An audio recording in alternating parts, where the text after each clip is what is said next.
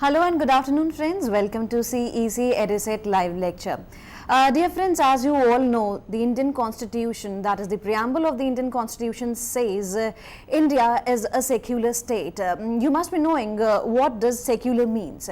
But have you ever thought about that this secularism in India has some problems? I mean, it lays some problems, but it has some possibilities too.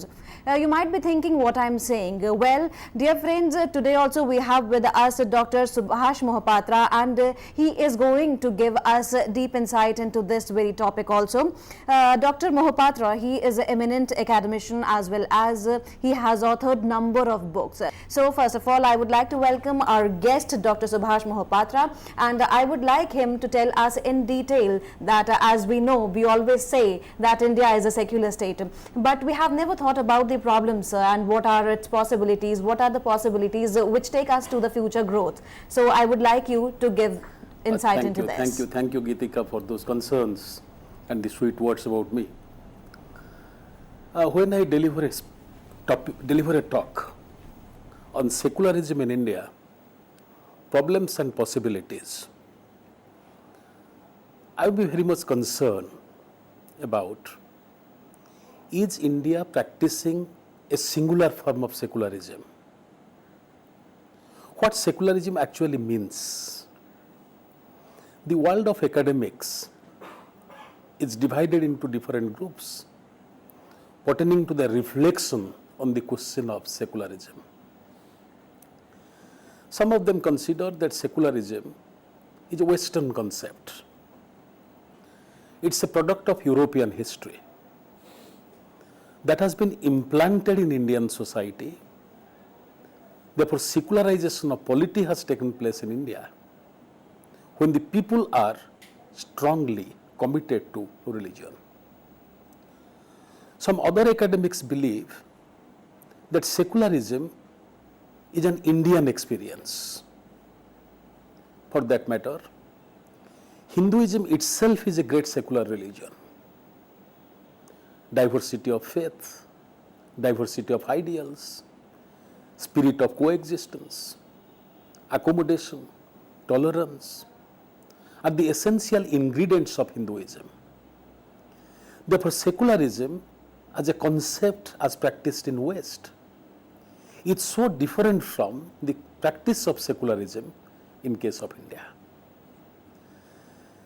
There are many those who say that constitutional secularism is a reflection of both Gandhian doctrine of secularism and Nehruian idea of secularism. There are many those who believe that secularism is not possible because what man can get from science, that is not sufficient for man to lead a progressive and normal life. Therefore, as much one needs science and rationality, that much man needs the contributions of religion. Therefore, religion and science mutually address to different kinds of needs of man in different spheres of his life. Therefore, if secularism means a distaste for religion, disengagement from religion, or dislocation of man from the preachings and ideology of religion, that is an impossibility. Therefore, different kinds of ideas, different kinds of views, different kinds of explanations, varieties of connotations to secularism is the essence of academic debate pertaining to the question of secularism. I'll be dividing my lecture into three parts. First, conceptual questions I'll be addressing to. What is secularism? How it evolved in case of West? How Western scholars are reflecting on secularism? And in that part also I'll be discussing about, debating on whether Western societies are practicing secularism in one form or in different form. Whether religion is absolutely disappearing from the public sphere of man's life in case of West, or religious revivalism is taking place in societies which are practicing democracy, practicing equality, constitutionalism, democracy and citizenship. In the second part of my lecture, I will be looking into historicity of India and how secularism developed in case of India, and how public sphere in case of Indian society, while attempting to be secular, there was a need for mobilization of the population who could sustain and withhold their association with religion, still be a part of India's nationalist movement. As a result, how Indian National Congress provided a space to the participants to stay committed to religion and to become a nationalist, to go for decolonization of Indian society. In the third part of my lecture, I will be reflecting on what kind of secularism we are practicing today, and whether secularism is primarily giving us new hope, giving us new doctrines and ideals, making us more committed to science and rationality, or our kind of secular experience is more promulgated by mass media and communication, by modern system of education, and we are establishing a balance between our emotive attachment with religion and rational commitment to work and our profession or not. Each secularism in case of India is under threat. Whether secularism in case of India should be a stereotypical experience, or it will be a diversified experience to different groups, communities, cultures and the people. So therefore, I will make an attempt to primarily give you sufficient understanding and ideas, bringing all the debates and discussions pertaining to secularism, making comparison between Western experience of secularism and Indian experience of secularism. I am not here to say whether there is a crisis in secularism or not. I am not here to say that secularism is a great ideology and commitment to religion is not. I just want to primarily explain how people imbibe the idea of secularism in Indian context in different ways for differential purpose at different points of time. Let us reflect on the first part of our discussion, that is, what is secularism, how secularism developed in West, what is the outcome of this secularism, and how different philosophers of West they reflected on secularism and explained secularism in different ways. To me, secularism as a Western experience had three distinctive foundations. One, states should be completely dislocated from religious influence. The ideas of religion, the prescriptions of religion, the doctrines of religion will not be influencing to the formulation of public policies by the state. Therefore, complete disengagement between state and religion is offering a strong foundation to Western secularism. Second is secularization of public space and public institutions. This is most important aspect of secularism. In public space, we have discussion groups, we have media, we have market. So all these public space debates and discussions should be devoid of the influence of religion. And public institutions like bureaucracy, political parties, universities, schools and colleges. So these public institutions will not be committed to one religion as against other, or their basic discourses will not be influenced by religion. A man in business will not be considering that making profit is a blessing of God. A man in academics will not be primarily taking vow in the name of God to achieve academic success.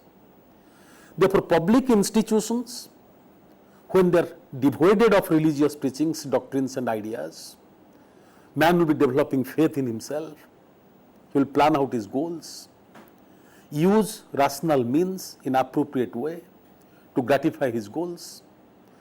So therefore, man should be developing faith in himself. Man should be using rational means to accomplish his goals. Means can be altered, modified. Knowledge will be coming out of debates, discussions. Liberal ideals should be contesting with each other. New ideas will be formulated on the basis of debates and discussions of different types. Truth will be questioned, altered, modified. Nothing will be conceived as absolute. Divine predestination. In such a way, if public institutions are open to debates, discussions, quest for knowledge, rationality, then man will be dislinked from that of religion and contribute for the growth of public institution, injecting into them the values of professionalism, the values of rational knowledge, scientific knowledge. And last but not the least, secularism means the life of man will be greatly driven by the principles of logicality, science and rationality than being driven by the doctrines and the preachings of religion. That means everyday life of man is not engineered by, is not characterized by the values coming out of religion. Whether man is achieving success or failure,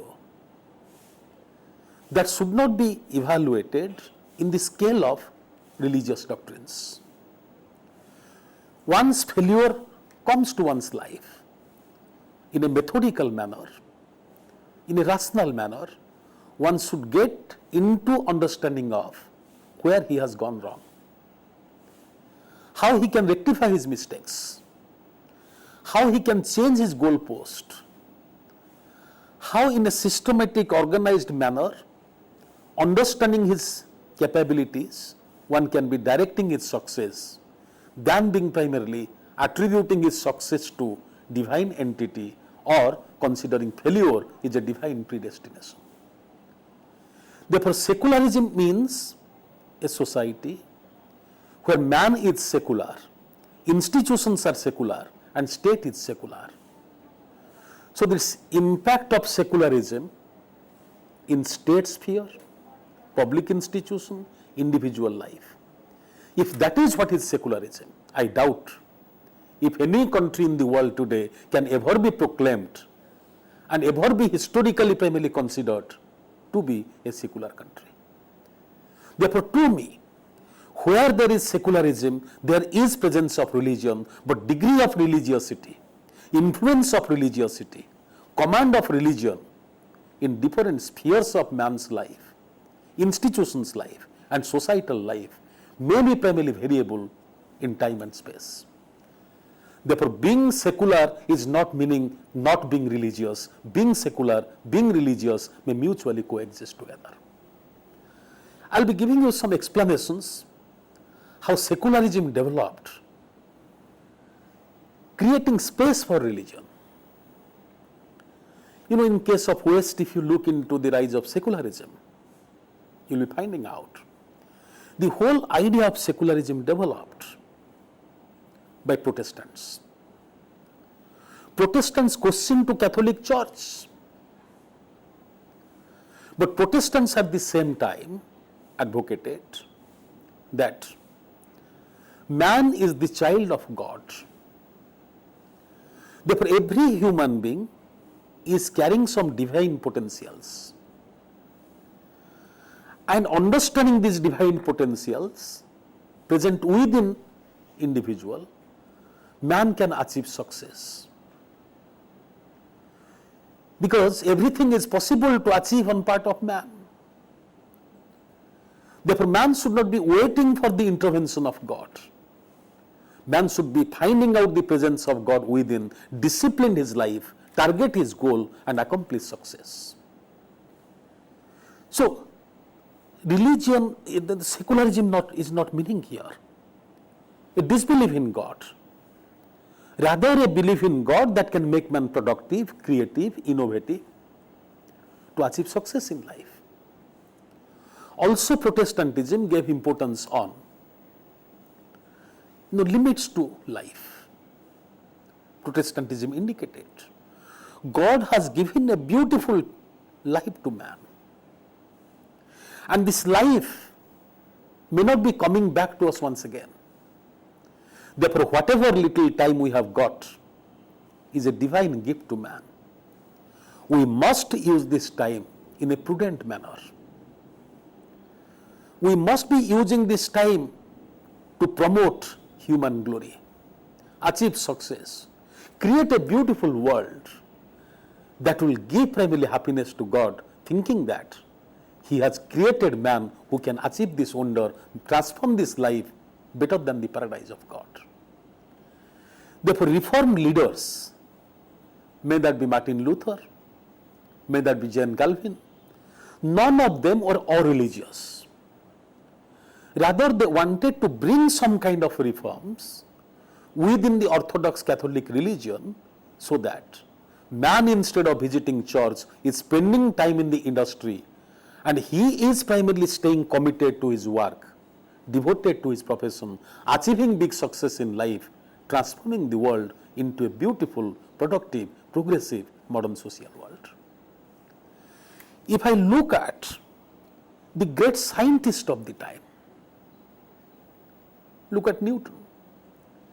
Newton has said that God is the supreme creator. All the planets we see are the creations of God. These planets are not colliding with each other because gravity is set into them.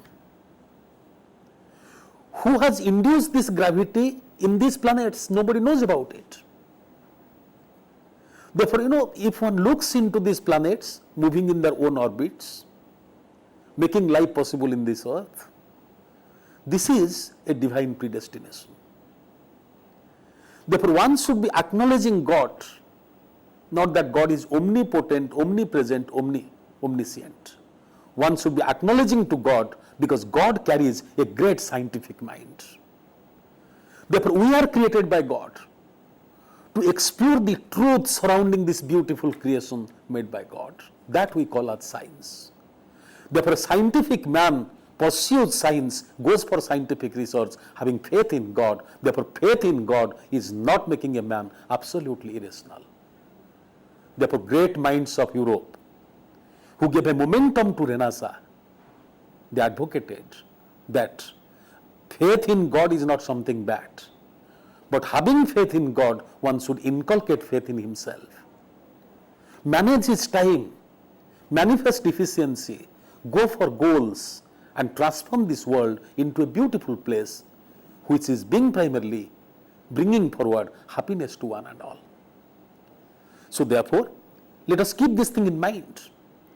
Secularism as a kind of ideology evolved in case of West, questioning to Orthodox Church, questioning to nexus between state and religion. In medieval Europe, one will be finding out Church enforced dictates on the people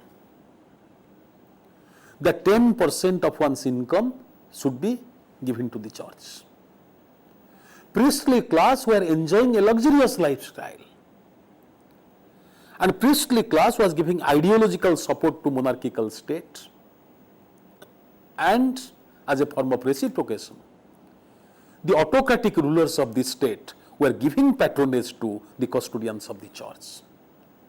So this unholy union between state and church ignited the mind of the great European scholars, who wanted a dislinkage between the both, and that gave a new dimension to secularism in case of West. The leaders of French Revolution may it be Voltaire, Montesquieu, Rousseau, all of them clearly demarcated that for the making of a modern society, secularization is essential. And secularism here means a complete dislinkage between state and religion. So therefore, secularism evolved in case of West in two different ways. One, questioning to Orthodox Church, reforms came into prominence. Reform leaders gave a direction to man to stay committed to his profession, vocation and success. And on the other hand, secularism evolved in case of European society, questioning to the unholy nexus between state and religion. Thereafter, one will be finding out that in case of Europe, industrial revolution took place. Industrial revolution left little time for man to spend on church. Man was more driven by the spirit of accusation, spirit of success. Adam Smith writes, the success of man can be defined on the basis of his success in the market. If one is producing quality, sustaining in the market, making profitability, so his economic accomplishment is giving him a kind of identity. On the basis of identity, he is getting social recognition. On the basis of this identity, he is getting distinction. Therefore, glory to man comes from out of his effort, rational thinking and primarily utilitarian choice and economic progress. Therefore, divine to man is not primarily coming out of his commitment to God. Divine to man is commitment to work and economic success. Therefore, utilitarian scholars advocate that God meets man in the marketplace and market gives success to man. If you are successful in the market, you are successful in society, and that success is coming to you because of your hard work, because of your commitment, because of your self-discipline. Therefore, a secular society is one where man is having faith in himself. Man is highly organized. His course of action is rational, and he is always concerned about accomplishment of his societal and economic goals. Therefore, in Western society, the whole doctrine of secularism evolved in phases. First, secularism came as an idea. Second, secularism gave rise to secularization of public institutions. And finally, a secular man primarily got more committed to work, started achieving his utilitarian individual success than getting committed to Orthodox Church, religious doctrines and religious values. Therefore, secularization process was greatly instrumental for the rise of modern society in case of West. If one looks into the great minds of Europe, those who are reflecting on secularism, you get different kinds of response from them. If you look into the writings of Emil Durkheim, Durkheim tells, true religion is a form of devotion to state, commitment to work. False religion is one's commitment to one doctrines, religious doctrines or primordial doctrines. Durkheim indicates that if I am a Jew, I should not be primarily conceptualizing me first as a Jew. Rather, I should be conceptualizing myself as a patriot, a Frenchman, who through his profession will be reaching to the basic needs of the society. He makes a beautiful statement. When a society is passing through pathological stage, people are divided on the basis of false religious consciousness. What is that false religious consciousness? I am a Catholic, you are a Protestant. I am a Christian, you are a Jew.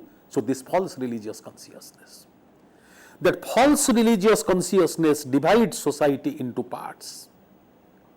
true religious consciousness, love for nation, spiritualized patriotism, devotion to one's vocation will be binding people together.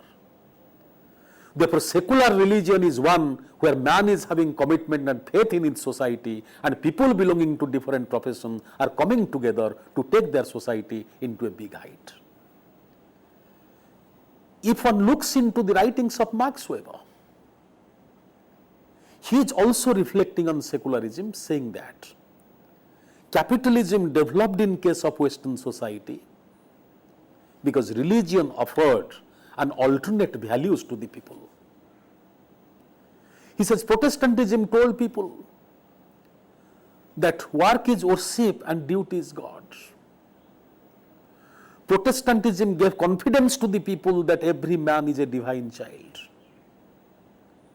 Protestantism told people that life is short, goals are plenty. More the goals one accomplishing in little time, more he is becoming the darling of God. God loves them who are duty bound, successful, and these people, those who are leaving their imprints to the society even after their death through their meaningful contribution to public life.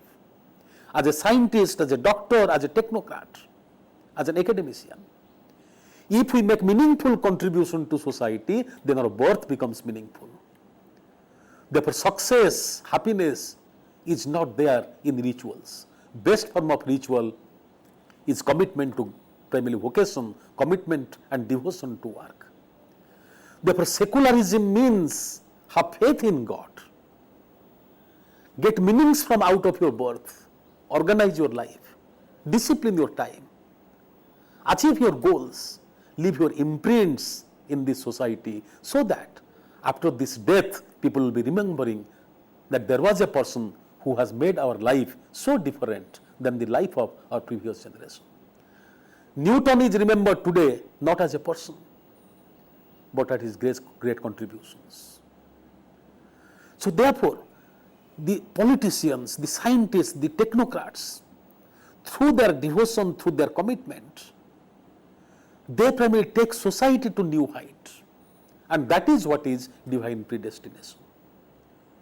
Therefore, in a brilliant way, Max Weber tells, the time that was devoted to church is the time now primarily devoted to work. So, that devotion to work, concept of restlessness, concept or idea of success is primarily unlimited, are responsible for the growth of capitalism. Therefore, capitalism is not possible where modern technology is available. Capitalism is not possible where modern market is primarily expanded. Capitalism demands a kind of value, and that value was offered by Protestant religion, for which capitalism developed in West. So therefore, economic modernity, that is capitalism, is getting support from religion. So therefore, staying religious, one can be modern. Therefore, there is no contest between religion and primarily secularism. And another interesting argument is developed by Karl Marx.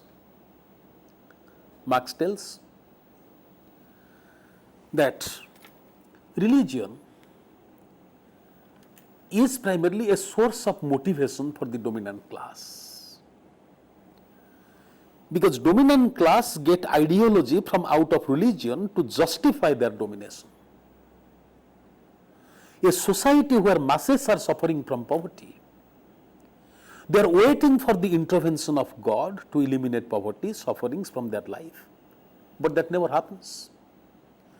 That false consciousness, unifying people together on the basis of religion, will be eroded. True consciousness, poverty, exploitation, marginalization, alienation, will be offering a grounding for the evolution of true consciousness. And when that true consciousness comes, religion will disappear, state will be evolving into new form of religion. Because state will be controlling industry, state will be formulating law, state will be guaranteeing equality, therefore state will be march of God on this earth. Therefore, religion per se is not disappearing. Only the form of religion is changing. To some people it was Catholicism in past, that is unacceptable today, so therefore it is Protestantism. For some others, it is not Christians versus Jews. Rather, nationalism, patriotism is holding us together. New form of religion. False religion divides people. True religion promotes unity among the people, those who are subjected to oppression, inequality, exploitation. Therefore, bringing them together, if we develop their affinity with the state, its ideology, its constitution, its discourses are evolving into new form of divine. Therefore, old divinity is replaced by new divinity, old God is replaced by new God. God is not replaced by science and rationality. So therefore, a secular society is one where space for religion is always created in one form or the other. Therefore, after centuries of French Revolution, many centuries after this Renaissance, we still find out that religion is present in the life course of man. Where religion is not present, their religion is coming back. In sociology, we call this as a form of religious revivalism. If I look at the world today, I find out, in case of Europe, new world religions are making appearance. Different sects, different cults are making appearance in case of European society. And these sects and cults are making appearance because man, following the doctrines of science, rationality, has achieved enormous economic success. But after achieving this economic success, man is striving for emotive happiness. That emotive happiness never comes to man when he has no support from the family. That emotive happiness will not be coming to man through material possession. Therefore, though man is endowed with material affluency, still, when he is sitting alone, having a quest for peace, tranquility, he is having some kind of need for religion. And when man is having a need for religion, there is a demand for religion, then different religious professionals are making appearance, understanding the contemporary needs of man, addressing to their needs. Therefore, most of the time I say Indian sadhus who are not successful in India are proficiently successful in case of West. It's interesting to note that in a globalized market, everything should be available in the market on the click of a mouse. Therefore, when there is a demand for religious services, different religious professionals are making them available, either through internet to their clients or in the marketplace. They are readily available and they give their services to the people in West.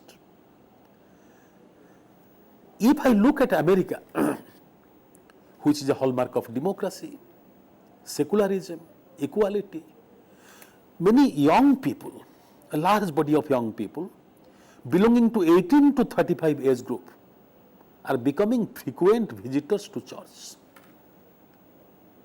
So this is primarily giving us an understanding about why younger generation are church bound, when their previous generation were industry bound. So that primarily brings in a debate that the source of happiness is not only wealth. The source of happiness is not just technology. There is a possibility that when we get access to modern technology, we are missing out something. Therefore, what man is missing out, he is always having a temptation for that. Therefore, too much of science, too much of rationality, too much of affluency is making man God bound. If one looks into the societies of Latin America, one finds out that Catholic Church is having a significant presence in these societies. And in countries of Asia and Africa, one finds out that on the basis of religion, people are engaged in different forms of contest and conflict. Therefore, wherever we look, we find out the imprints of religion. Maybe for good reasons or bad reasons, religious revivalism is taking place. Therefore, every secular society today is having the presence of religion. Therefore, we must have to accept that religion and secularism mutually coexist for differential purpose at different points of time in different societies. Therefore, secularism never does mean a complete dislocation from religion, distaste from religion, and complete, primarily, disengagement with religion. Now, let us come back to India. If one looks at Indian society, one will be finding out India is a land of multiple religions. We have a large majority of Hindu population, around 82% population, followed by Muslims, 13% population, and religious minorities are there. And Muslims are a majority among minority, and Hindus are not just committed to one kind of faith, one kind of ideology, one kind of doctrine, or one kind of God. Professor M.N. Srinivas keeps telling always that Hinduism is not a religion. It's a religion of religions. You find out within Hinduism, nature worship is present. Spirit worship is present. Different doctrinal affinities are present. Contradictory ideas are present. Therefore, Hinduism itself is full up with diversity. If one looks at Hinduism, Bhagavad Gita gives importance on karma philosophy. Charvak gives importance on the spirit of affluency. Rinam krutva ghrutam pivet jabat jibang sukham jivet. So you find out in case of Hinduism, monistic ideas are there. Ideas pertaining to salvation is also glorified. Therefore, multiple contradictory ideas, varieties of texts, millions of gods and goddesses are making religion what we call as Hinduism. And Hinduism has always been accommodative. And the beauty of Hinduism is that though it is accommodative, it is not assimilating other religions into its own fold. Therefore, spirit of secularism one finds out present within Hinduism. Secularism means what here? Tolerance to other religions. Though bringing other religions into your own fold, you never give them a chance to go for assimilation, through which they will be losing their identity. I need to primarily get back into a period, 5th century BC, when Buddhism, Jainism came and questioned to Hinduism. When Hinduism was questioned by Gautam Buddha or Mahavir Jain, when Hinduism was questioned, Hinduism accepted to this kind of questioning coming out of the reform leaders. And subsequently Buddhism, Jainism evolved into full-fledged religions. One will be noticing that Hinduism was full up with different kinds of vices. These vices are, within Hinduism we had caste system, within Hinduism we had a kind of prescription that was antithetical to the growth and empowerment of women. Dogmatism was present in Hinduism. Therefore, time and again, Hinduism has gone for internal churning. Modification has evolved from within Hinduism. I will be bringing two instances here. One is the reform initiatives taken by Dayanand Saraswati. He questioned to the practice of deity worship among the Hindus. He believed that all the Hindus will be coming together if they are shunning doctrinal distinctions. When Shaivites consider Shiva is the great god, Vaishnavites consider Vishnu is the great god. And there is a conflict between these two sects on the basis of their religious affiliation. Therefore, if we go for a kind of Hinduism where deity worship is not appreciated, Brahminic supremacy will not be established. Direct communication between man and God will be possible. Equality will be promoted. Therefore, he spoke about secularization of religion. Also, he realized, this is very important, he realized that secularization of religion is not possible unless until we go for secularization of society. Therefore, I must appreciate Dayanand Saraswati's attempt to go for secularization of society on the one hand and secularization of religion on the other. The programs he initiated for the secularization of society include, number one, introduction of education to empower the women. Anglo-Vedic education is open both for men and women. Abolition of sati, child marriage, encouragement for widow remarriage. So these kind of programs he initiated in case of India, so that caste system is abolished, Brahminic supremacy is challenged, women empowerment takes place, and everybody becomes literate. Everybody becomes educated by understanding and respecting to his culture and by respecting to the values and the preachings of modernity. Therefore, secularization process becomes complete when society is secularized, religion is also secularized, and man is secularized. So he initiated the process of secularization of society so that secularization of religion will be possible. Therefore, secularism is not a kind of program where religion is eliminated from the fabric of social life, or religious society is not necessarily a secular society. Such kind of programs were also initiated by Ram Manohar Roy, Ishwar Chandra Vidyasagar.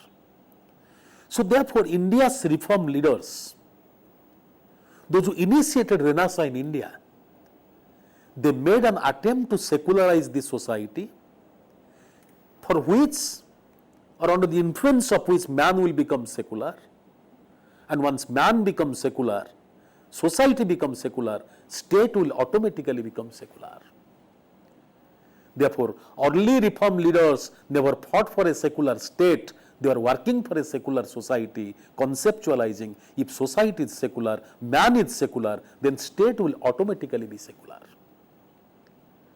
But before they could complete their agenda of secularization of society, people of India realized that their plights and sufferings can be attributed to the persistence of colonial rule in India. Mass poverty you can talk about, landlessness one can talk about. One can talk about growing poverty, illiteracy, disease, floods and famines. So all the sufferings of man was realized is a product of colonial policies, economic policies, and colonial political administrative policies. Therefore, different sections of the society, those who are strongly associated with their primordial identities, like caste, like religion, like tribalism, like kinship, different sections of the society having strong association with their primordial bondage, got a common cause to stand unified together. And that cause was decolonization of Indian society. Therefore, interesting enough, one will be finding out the civil society of India consisted of the people who had strong association with their primordial identity, of which religion is one. And all these people combinedly together, they made attempt for the creation of a secular state. Therefore, without making a society secular, we made attempts to make a state secular in India. In case of Europe, society became secular, man became secular, then state became secular. But in case of India, society was religious, cultural, man was committed to culture and religion, but we made an attempt to create a state that is secular in character. As a result, around 1920s, all these sections of the society, having unquestionable faith in their primordial identities, came together under the able leadership of Mahatma Gandhi and initiated nationalist movement in India.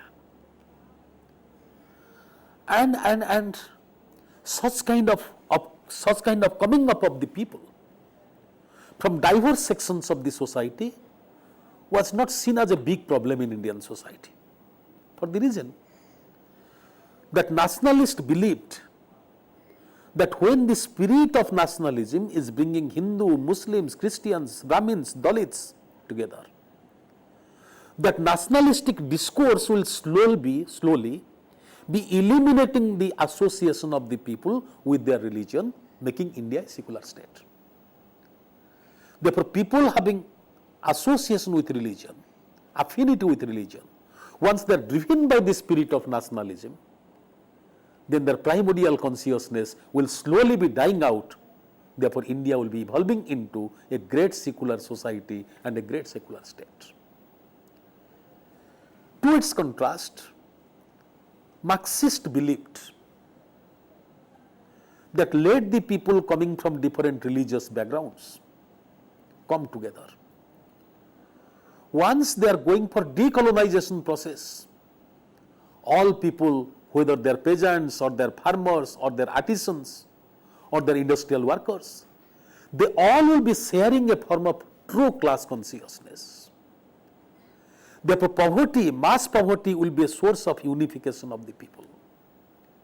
A Muslim who is poor is no different from a Hindu who is poor. So, therefore, poverty will be bringing people together, and these people initiating a class conflict will be striving for an egalitarian society. Therefore, let their affinity with religion stay intact.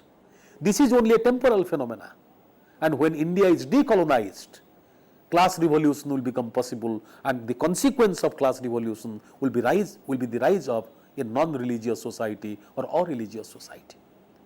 Therefore, nationalist has a vision about making of India or making of a secular India. Marxist had a vision about making of secular India.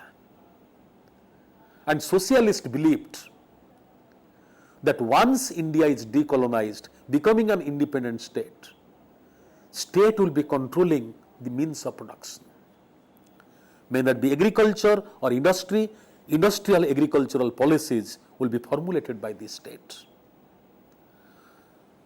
Centralized planning will be taking place. Employment generation will be made for the people. Therefore, people will be looking forward to state and they will try to become a part of the state than dividing themselves on the basis of false religious consciousness. Therefore, socialist vision of secular India, nationalist vision of secular India, Marxist vision of secular India tolerated too people's affiliation with religion. So, therefore, many distinguished professors primarily advocate that India evolved into a secular state where the civil sphere of Indian society was deeply committed to religion. Therefore, secularism as a form of Indian experience is greatly different from secularism as a form of European experience. Therefore, never ever one has to make a comparison between Western secularism and Indian secularism. Indian secularism is a product of different kind of historicity, different kind of culture that cannot be equated or compared with the historicity and culture of West. To take this debate forward, one should be looking into two kinds of secularism that was advocated by Gandhiji on the one hand and Pandit Nehru on the other. Gandhian view of secularism emphasizes that let a man be committed to his own religion, because religion gives direction to life. Religion makes distinction between good and bad. Therefore, one's own religion may be different from others' religion. But people having faith in different religion, they can come together and participate in nation building process. Therefore, Gandhian view of secularism was, let people be committed to religion, but different religious communities should be mutually coexistent in India. One should not be considering himself as superior or inferior. So many people, Gandhi is mostly misunderstood by his critics. This kind of, Gandhi himself was a man of religion. He used to primarily sing devotional songs in the public meetings. He is primarily talking about Hindu ideology of moksha. So therefore, many critics of Gandhi, more so the leaders of Muslim League, they conceptualized that Gandhi is a practicing Hindu. Therefore, his conception of secularism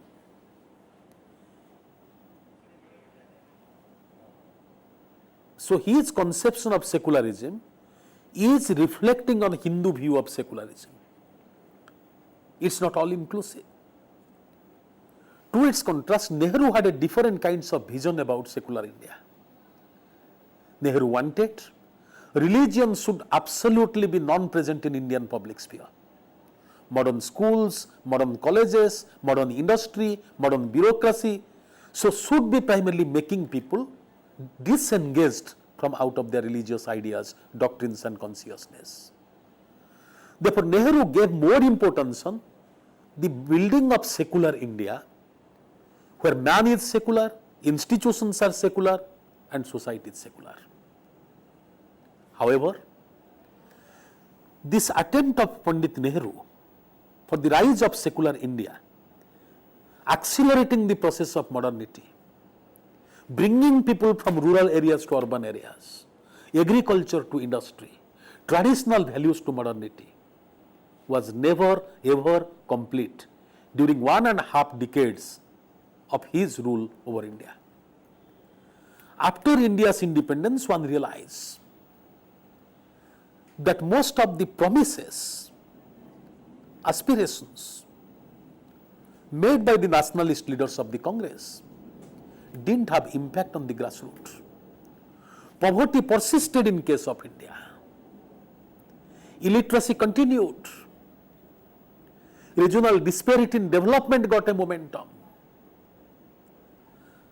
And in democracy, when this kind of disparity develops, the people, those who are not having access over developmental benefits, the people, those who are not primarily getting access to basic amenities of life, there are two choices left out.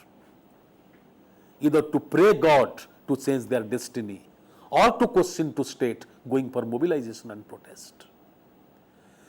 Therefore, mostly one finds out, for electoral success after Pandit Nehru, for electoral success, people went for different kinds of political mobilization.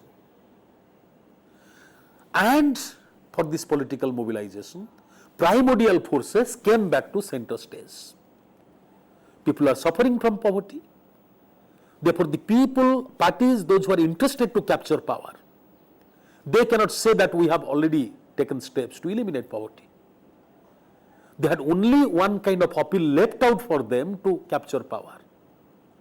that you belong to a particular group or community to which I also belong to on the basis of commonality of identity, give me your support, make me your leader, I'll change your destiny. Therefore, irony of Indian democracy is that where developmental agenda should have reached to the people in the grassroots, that didn't reach.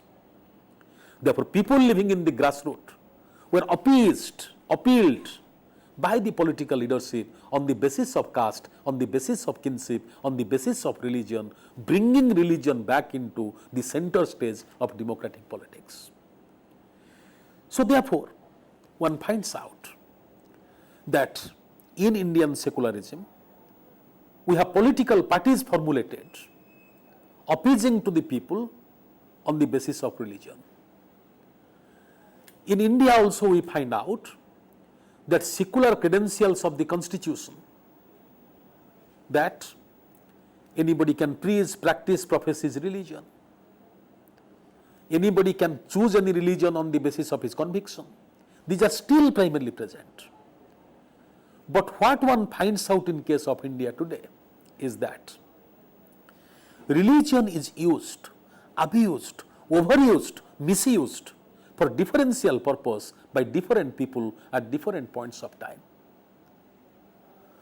Some use secularism to counter to communalism.